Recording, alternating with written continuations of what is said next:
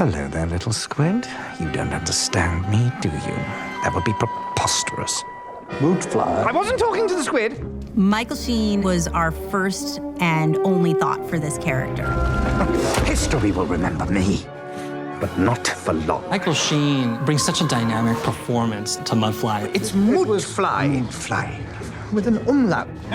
Right off the bat, he's just someone who's so fun to work with.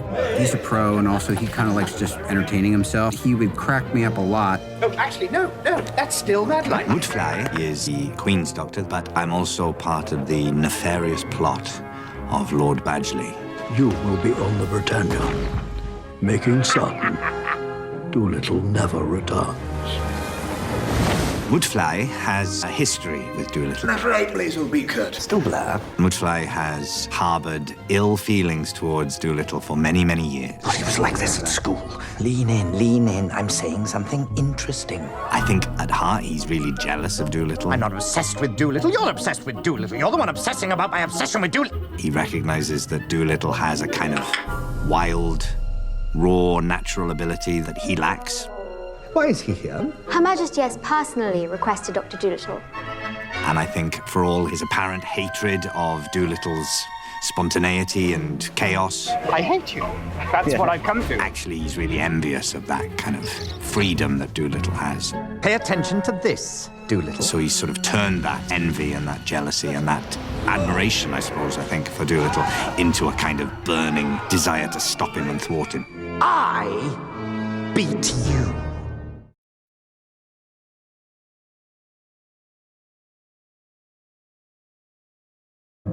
Have you been here before? It's a most unusual place. I'm prepared for anything. It's like a zoo in a house. It's what I would like a house to be if I had loads of animals.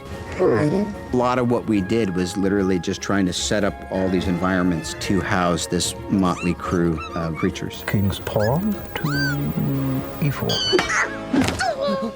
It's not often that you're doing a living room set where you're saying, all right, now, wouldn't we have to make room for a polar bear to get in here? Where can the giraffe put her head in the window? And what's a comfortable place for a silverback gorilla to sleep?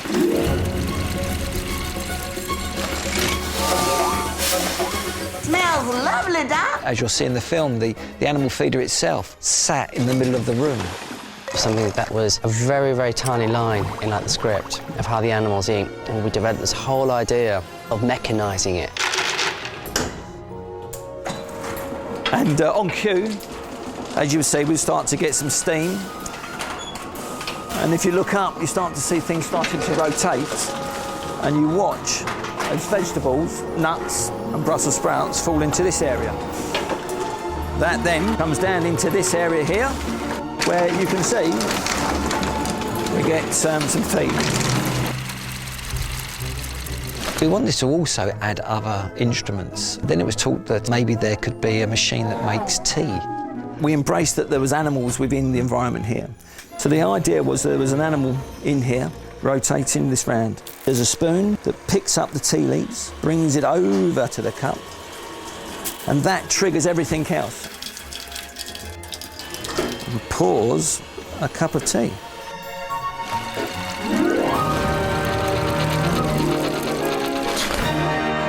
The animals have got to move around. Part of them moving around is that they have this route above. As you can see, there's a train here. And you can see in the bookshelves, you can see lots of ladders and steps. And that's where we say that they live. Kind of the classic thing of being on a roller coaster. So they'll put their arms in the air and they go down the big slope, and it's kind of fun thing that the mice do every night when they're going to have something to eat. How do they get up there? How do we move them around? Part of that way is to create a lift. And we've built 2 lifts. It's just perfect. There's a train track for the mice.